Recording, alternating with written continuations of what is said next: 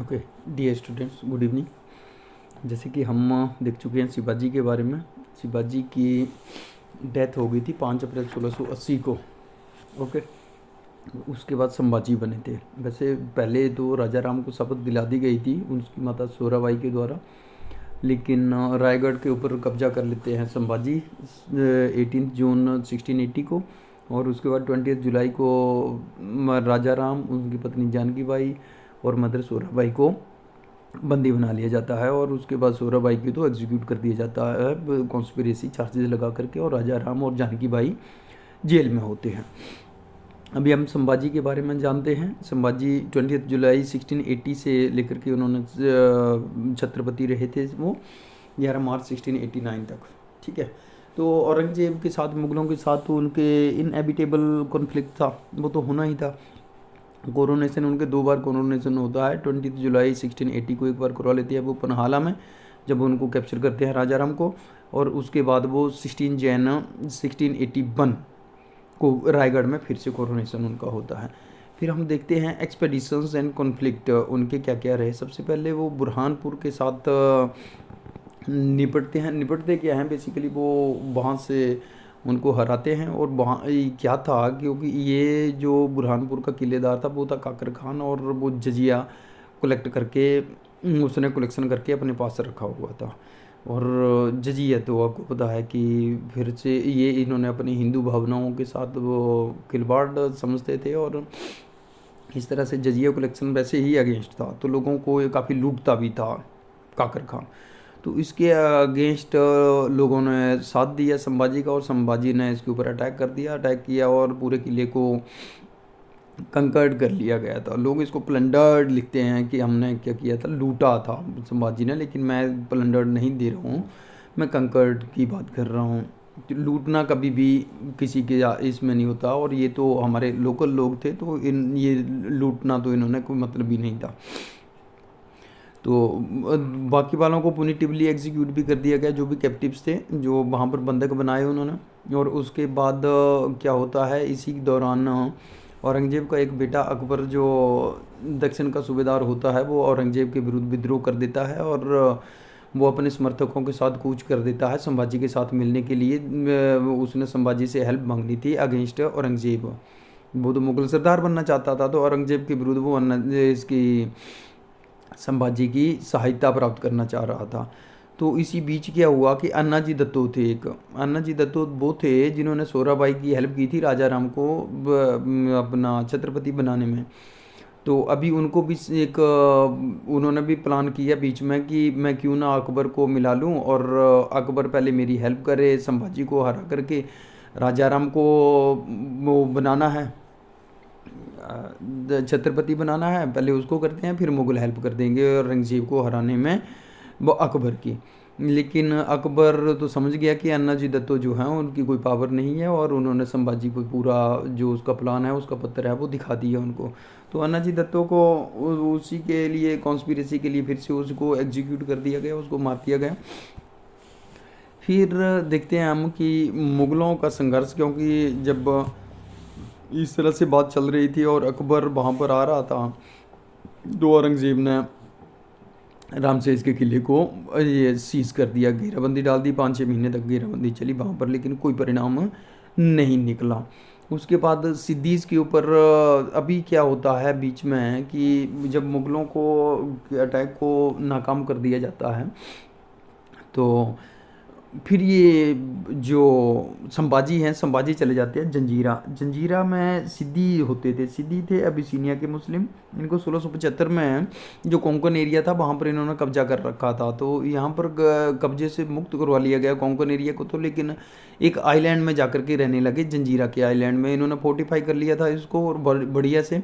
और 1682 में संभाजी ने अटैक कर दिया उसको, लेकिन कई बार अटैक करने के बावजूद वो सफल नहीं हुए। फिर उन्होंने एक र्यूज़ अटेम्प्ट किया। र्यूज़ मतलब कि एक प्लान उन्होंने बनाया, और अपने कुछ लोगों को ये बताया कि ये डिफेक्टर्स हैं, ये दल बदलू हैं, इन्होंने वहाँ जगह बदल लिया, और वहाँ से कुछ लोग भेजे जिन्होंने उनको बताया, सिद्दीस को ये बताया कि हम आपके साथ हैं और संभाजी के साथ नहीं हैं। तो हमें अपने पास शरण दे दो। इनका प्लान ये था कि इन्होंने अंदर जाकर के डेटोनेट करना था गन पाउडर को और दीवारों को गिराना था, जो फोर्ट था किला उसमें गिराना था और हेल्प करनी थी मराठा सेना को अंदर घुसने में, किले के अंदर घुसने में। लेकिन ये प्लान गलती से सॉल्व हो गया, डिस्क्लोज हो गया। ऐसे हुआ कि बीच में जो देखो महिलाएं भी तब संभाजी की सेना में थी और डिफेक्टर के रूप में जो इनफिल्ट्रेट हुए थे लोग, उनके दल में से एक जो महिला थी उसने कहीं बात की और लोगों ने सुन लिया वहाँ पर, और वो उनका जो प्लान था वो उनको पता चल गया, सिद्धि को पता चल गया। तो उन्होंने जितने भी लोग इनफिल्ट्रेट हुए थे सभी को मौत के घाट उतार दिया गया। फिर उसके बाद अपने संभाजी ने देखा कि इस तरह से नहीं होगा, तो फिर उन्होंने एक कॉजवे बनाने का प्रयास किया। कॉजवे होता है, एक ब्रिज नहीं होता है लेकिन रास्ता ही बना देना, मतलब जो सैलो सी होता है ना, उसको भर कर करके मिट्टी पत्थर भर करके और कंकड़ से भर करके उसको ऊपर ऊपर तक रोड़ी बना देना उस जगह पर।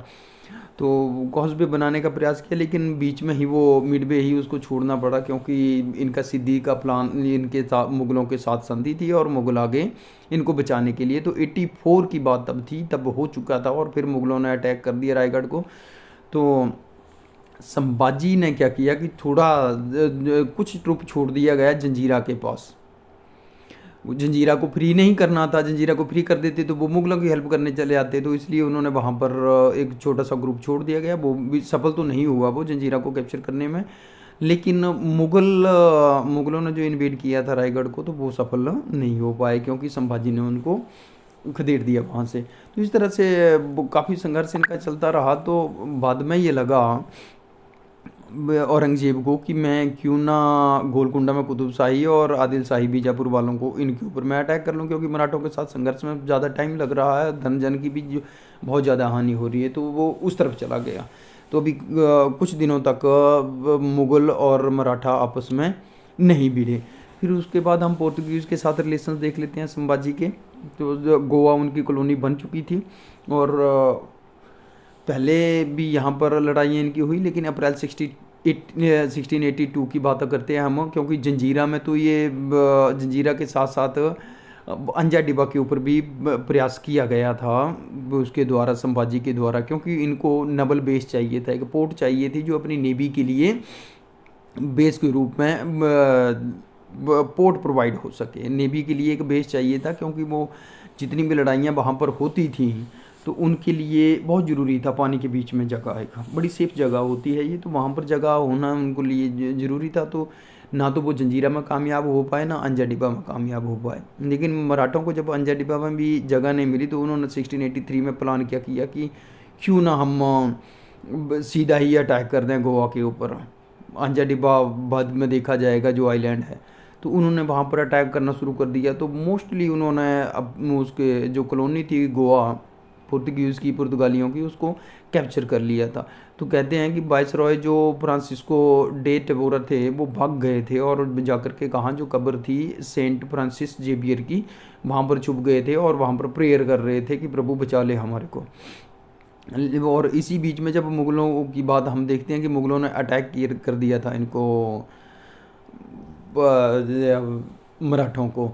तो कोंकण के एरिया में इन्होंने अटैक किया था और रायगढ़ के किले को घेराबंदी में ले लिया था। और फिर इनको, क्योंकि इधर जंजीरा था उधर गोवा के ऊपर अटैक कर रखा था, तो गोवा में पुर्तगालियों की और सिद्धियों की भी संधि हो रखी थी, दोनों की ही मुग़लों के साथ, क्योंकि मराठों के अगेंस्ट दोनों को ही प्रोटेक्शन चाहिए थी, तो वो मुग़लों से प्राप्त कर रहे थे। तो पुर्तगालियों को भी गन पाउडर वगैरह मिलता था, आईडी मिलती थी, वेपन्स सप्लाई करते थे पुर्तगाली। तो फिर मुग़लों ने उनकी हेल्प भी की और इनके ऊपर अटैक कर दिया गया।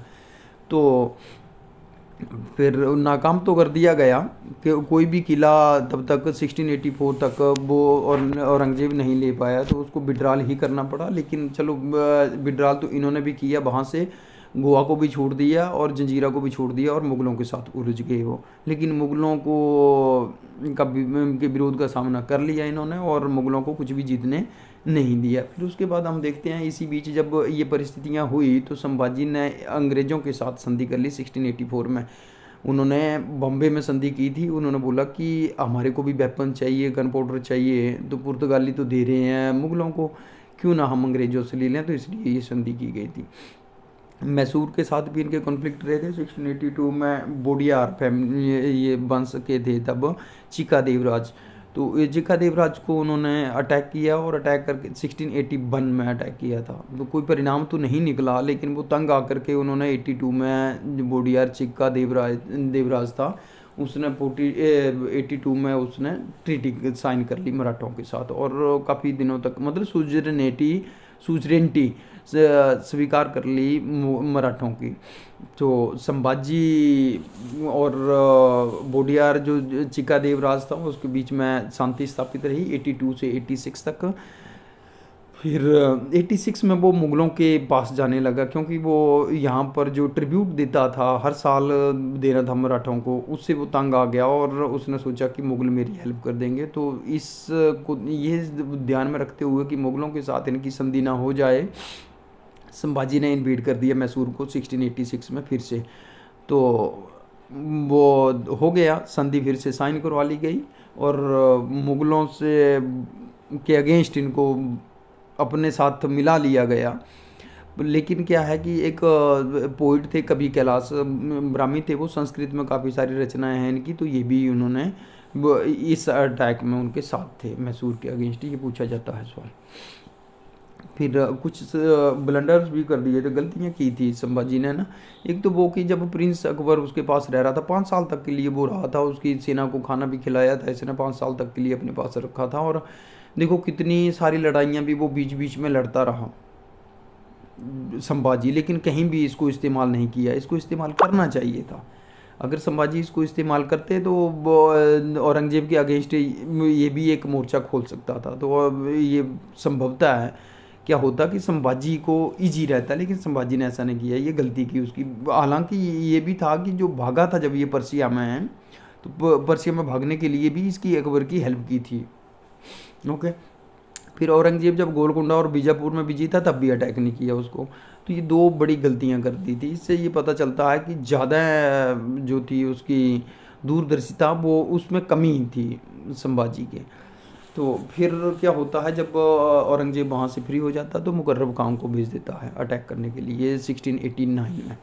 89 में जब मुकर्रब खान को भेजता, मुकर्रब खान रायगढ़ को घेर लेते हैं और 4-5 महीने तक उनका ये कॉन्फ्लिक्ट चलता है। 88 में वो आ गया था वहाँ से और 89 तक वो वहाँ पर चलता रहा। तो फरवरी के आसपास वो दिल्ली पहुँचा था संभाजी। तो यहाँ पर अटैक कर दिया रायगढ़ को और चारों तरफ से घेर लिया गया। जब घेर लिया गया तो यहाँ पर काफ़ी दिनों तक लड़ाई चली और कोई एस्केप ना देख करके, फिर एस्केप क्या देख करके मुकर्रब खान ने डिसिसिवली डिफीट किया था इसको, संभाजी को बंदी बना लिया गया और बंदी बना करके उसको दिल्ली ले जाया गया और दिल्ली की सड़कों के ऊपर ऐसा घुमाया गया और बहुत ह्यूमिलेट किया गया। उस एक राजा था, किस तरह से उसको, वो अलग विषय है, कभी देखेंगे। लेकिन मतलब बहुत ही जिल्लत भरी ज़िंदगी वहाँ पर जी उसने। फिर जब इस तरह से उसके स्वाभिमान को ठेस पहुँचाई गई, उसका आत्म जो सम्मान था उसको ठेस पहुँचाई गई, इस तरह से अपमानित किया गया। फिर उसको ये बताया गया कि हम तेरी जान बख्श देंगे, लेकिन तू ऐसे करके जो भी किले मुग़लों के जीते हैं उनको वापस लौटा दो मुग़लों को, और अपना जो खजाना है वो दे दो मुग़लों को। तो अभी संभाजी ने ना तो खजाना दिया ना तो किले दिए, उल्टा इसने बोला औरंगजेब को कि तुम जो बोल रहे हो ये मैं करने के लिए तैयार हूँ, लेकिन आप अपनी एक बेटी की शादी मेरे साथ कर दो। भी इसको यहाँ पर संभाजी को एक बात क्लियर थी कि मृत्यु तो मेरी होनी ही है, मैं कुछ दूंगा तब भी, नहीं दूंगा तब भी। तो इसलिए क्यों ना बिना खोए ही मृत्यु को प्राप्त हो जाए। तो वो, और दूसरा उनको जब इस तरह से वहाँ पर अपमानित किया गया था तो उन्होंने इतनी हिम्मत दिखाई और ये शब्द बोले उनको। फिर हम देखते हैं कि उनको बड़ा उत्पीड़ित किया गया और कैसे पीड़ा वो अग्नि उन्होंने सही होगी ये वो ही जानते हैं। और उनकी आंखें निकाल ली गई, एक एक करके अंग काटा गया। तो 15 दिनों तक, लगभग 14-15 दिनों तक उनको ये यातनाएं दी गई और उसके बाद मार्च में उनकी डेथ हो जाती है। मार्च में डेथ हो जाती है, तो फिर यहाँ पर उनकी रानी होती है येसुबाई और बेटा होता है 7 साल का। तो येसुबाई बोलती है कि 7 साल के बेटे को राजा बनाने से कहीं बेहतर है छत्रपति आप किसी को बनाओ, जो जेल में है राजा राम उसको रिलीज करो, संभाजी की जगह पर छत्रपति राजा राम को बनाओ आप। तो येसुबाई ने अपने बेटे को नहीं बनाया और यहाँ पर राजा राम बनता है नेक्स्ट छत्रपति। तो राजा राम का कोरोनेशन हो गया 12 मार्च 1689 को। फिर इनके बीच में कॉन्फ्लिक्ट शुरू हो गया। अभी वहाँ पर क्या हुआ कि अभी तक इतना स्ट्रॉन्ग होल्ड नहीं हुआ था और साथ में ही जुल्फिकार खान ने रायगढ़ के ऊपर अटैक कर दिया। तो एक मराठा नोबल था जिसकी ट्रीचरी के कारण, उसके विश्वासघात के कारण वहाँ पर अधिकार कर लिया गया जुल्फी खान के द्वारा रायगढ़ के ऊपर। लेकिन हुआ क्या, जो छत्रपति राजा राम थे ये भाग गए, ये वहाँ से निकाल दिया इनको निकाल दिया गया। और मेन जो नोबल थे, सरदार थे, पूरा कोर्ट था उनका, वो सारे वहाँ से चले गए। उन्होंने मतलब वो एक तरफ से गुप्त रूप से वो भाग गए और खाली कर दिया गया। लास्ट में उनको कुछ हाथ नहीं लगा, लेकिन वो सब भाग गए। परंतु क्या हुआ कि येसुबाई और 7 साल का बेटा उसका साहू ये कैप्चर कर लिए गए उनके द्वारा, जुल्फिकार खान नुसरत जो था उसके द्वारा। तो फिर अभी ये राजा राम भाग करके कहाँ जाता है, जिंजी में पहुँचता है। तो ये फिर जुल्फिकार खान उसके पीछे पीछे जिंजी भी पहुँच जाता है। तो गुरिल्ला वारफेयर के द्वारा रास्ते में हरासमेंट देना, इनको बहुत परेशान किया गया मराठों के द्वारा। मराठे डायरेक्ट तो युद्ध लड़ते नहीं थे, क्योंकि युद्ध में नंबर्स की बड़ी ज़रूरत होती है ना, कितनी बड़ी सेना है उनके पास, तो उतनी सेना मराठों के पास होती नहीं थी। तो इसलिए वो गुरिल्ला वारफेयर वो जो टेक्निक है वो अपनाते थे। फिर जुल्फिकार खान जब जिंजी पहुंचा तो उसको काफ़ी क्षति वहाँ पर पहुंचाई गई, बहुत हानि उसको हुई। उसको जिंजी मतलब ऐसे मानो कि फिर बाद में उसको अलग तरीके से नुकसान पहुंचा करके और जिंजी खाली कर दिया गया। वो जिंजी से भी चले गए। अब राजा राम, जिंजी के ऊपर अधिकार हो जाता है जुल्फिकार का, लेकिन राजा राम तो वहाँ पर थे ही नहीं। फिर राजा राम चले जाते हैं विशालगढ़ में और अपना कोट लगा देते हैं, अपना दरबार सजा देते हैं वो सतारा में, सतारा को कैपिटल बना देते हैं। तो फिर उनके पीछे पीछे जाते जाते जिंजी से जुल्फिकार खान वो आगे पहुंचा। तो ये आगे आगे जाते जाते थे और पीछे से जो किला खाली कर जाते थे मुगल, उनको भी अधिकार में ले लेते थे साथ ही साथ मराठे। तो वो सतारा में पहुंचे, उन्होंने सतारा को बड़ी मुश्किल से कैप्चर किया। तो राजा राम वहाँ से भी चले गए और वहाँ से चले जाते हैं। लेकिन यहाँ पर क्या होता है कि 1700 में अचानक बीमार पड़ जाते हैं छत्रपति, और बीमार पड़ने के बाद इनकी मृत्यु हो जाती है 1700 में। अब भी परिस्थितियाँ भयानक हो गई मराठों के लिए, क्योंकि उनका सरदार ही नहीं रहा। 30 साल की, मात्र 30 साल की उम्र थी। 1670 में पैदा हुए थे राजा राम और 1700 में उनकी मृत्यु हो जाती है। तो भी अभी यहाँ पर इनकी थी टोटल 3 रानियाँ। 3 रानियों में से एक रानी तो सती हो गई थी इनके साथ ही, और दूसरी एक रानी थी वो थी ताराबाई। ताराबाई ने अपने 4 साल के बेटे को शिवाजी 2 को बना दिया छत्रपति, और खुद उसकी रीजेंट बन गई। फिर क्योंकि लेकिन मुगल रुके तो नहीं, मुगलों ने आगे के आगे मराठों को कुचलने का प्रयास वो करते रहे। तो मुगल उनके ऊपर अटैक करते थे, वो खाली कर देते थे जगह को और भाग जाते थे। जैसे शेरशाह सूरी ने घुमाया था हुमायूं को, उसी तरह से इन्होंने भी किया ये। तो पन्हाला में 1701 में मुगलों ने अधिकार कर लिया, और विशालगढ़ के ऊपर 1702 में, सिंहगढ़ को में 1703 में, लेकिन मराठाओं ने फिर सतारा को कैप्चर कर लिया गया 1704 में। तो हम ये देखते हैं कि वो आगे आगे वो जाते जाते थे मुगल, और पीछे से दूसरी तरफ से वो अधिकार कर लेते थे। वो पॉलिसी थी उनकी, रिट्रीट कर जाते थे जब वो दुश्मन पावरफुल होता था, और फिर स्ट्रेंथ अपनी पा करके वो गुरिल्ला वारफेयर से जीत लेते थे। पर ये सब भूलें थी औरंगजेब की, जान माल का बहुत नुकसान हुआ उसको, और जितना संघर्ष मराठों के साथ किया, इसने कहीं और किया होता तो बहुत सारा इलाका वो अपने पास रख लेता। लेकिन कितनी शक्ति का उसने, शक्ति उसकी यहीं पर खप गई, और मुगल साम्राज्य वास्तव में बहुत गरीब भी हो गया, पैसे खाली, कोष खाली हो गया उनका, और यहीं से विघटन मुगल साम्राज्य का शुरू हो गया। और ये जो परिस्थिति है इसके लिए औरंगजेब का ये वाली दक्षिण की नीति जो थी ये रिस्पॉन्सिबल थी। औरंगजेब की मृत्यु होती है 3 मार्च 1707 में। तब तब मैंने आपको बता दिया कि राजा राम की जो पत्नी द क्वीन होती है ताराबाई, वो रानी वहाँ की रीजेंट बनी होती है और 4 साल का बेटा शिवाजी टू वहाँ पर होता है। तो अभी क्योंकि मराठों के बीच में और इनके बीच में, ताराबाई के बीच में और औरंगजेब के सक्सेसर जो थे उनके बीच में भी संघर्ष चला थोड़ा सा। इन्होंने सोचा क्यों ना हम इनके बीच में ही उत्तराधिकार के लिए युद्ध शुरू करवा दें, क्योंकि औरंगजेब ने उसको, साहू को, जो औरंगजेब के सक्सेसर थे उन्होंने साहू को उसकी माता येसुबाई के साथ उसको रिलीज़ कर दिया, छोड़ दिया गया, जेल से रिहा कर दिया गया। तो फिर वहाँ पर जा कर के वो क्लेम करता है कि अभी राजा मैं हूँ, छत्रपति मैं हूँ। तो इनका कन्फ्लिक्ट वहाँ से स्टार्ट हो जाता है। तो हम देखते हैं 1710 में इन्होंने रायगढ़ के ऊपर अधिकार कर लिया था अपना, और 1710 में भागना ही पड़ा था, क्योंकि बहुत सारे नोबल्स थे, मराठा थे, जो जिनकी सहानुभूति साहू के साथ ज़्यादा थी।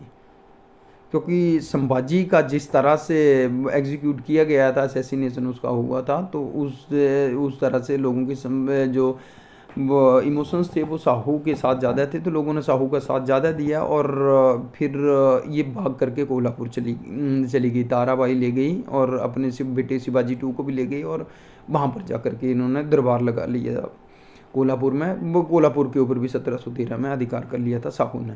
तो इसके बाद साहू बनते हैं, और फिर हम देखते हैं अगले